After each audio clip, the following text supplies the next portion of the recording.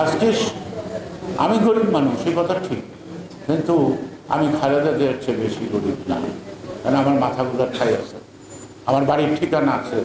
খালেদা জিয়া তো বাড়ির ঠিকানা নাই, তিনি তো ভাড়া থাকেন। খালেদা জিয়ার বাড়ির ঠিকানা না থাকলে তারেক রহমানের বাড়ির ঠিকানা কোথায়? কোথায় তার বাড়ি? খুঁজে তো পান না। কিন্তু আষাঢ়ে গল্প মিডিয়া পত্র পত্রিকায় তাদেরকে এমন একটা অবস্থানে নিচ্ছে 111-এর সময়, তখন সত্যি কথা বলতে মানুষ অনেকটা বিশ্বাস করছে। কিন্তু সেই বিশ্বাসটা আস্তে আস্তে এদের অপকর্মের কারণে এবং প্রমাণ করতে না পারার কারণে আজকে আবার নতুন করে বিশ্বাস জন্মেছে। যেই যে ধারাবাহিকতা তারেক রহমান, সেও তো প্রধানমন্ত্রীর ডাক দেয় নাই হওয়ার, সেই ডাক দিচ্ছে গণতন্ত্রের যুদ্ধে গণতন্ত্র পুনরুদ্ধার করার পর। কেউ বলেন দেশ নেত্রী, কেউ বলেন মাদার অফ ডেমোক্রেসি, উনি অভিষিক্ত। সুতরাং মাদার অফ ডেমোক্রেসি ধারাবাহিকতা আছে নেতৃত্বে। জিয়াউর রহমান যেমন তার নেতৃত্ব দিয়ে বলিষ্ঠ একজন দেশপ্রেমিক, একজন সাহসী, একজন নির্ভীক, নির্লোভ এবং দুর্নীতিমুক্ত একটি ব্যক্তিত্বের নাম জিয়াউর রহমান।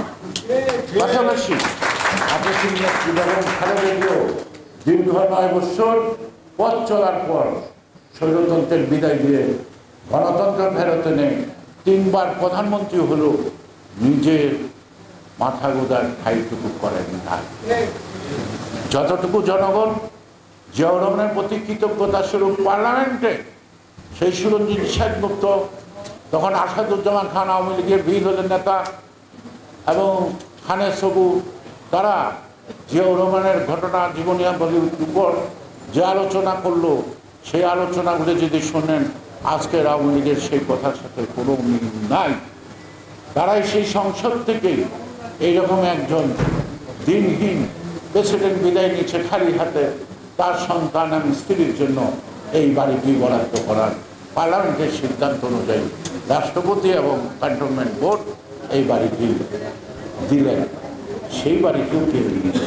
আজকে আমাদের এই যেই যে যুদ্ধ চলছে এখন, যে আমাদের ভারপ্রাপ্ত চেয়ারম্যান তারেক রহমানের নেতৃত্বে যে যুদ্ধ চলছে, গণতন্ত্রের যুদ্ধ, একই যুদ্ধ তো শুরু করছে 71 সালের 27শে মার্চ জিয়াউর রহমান।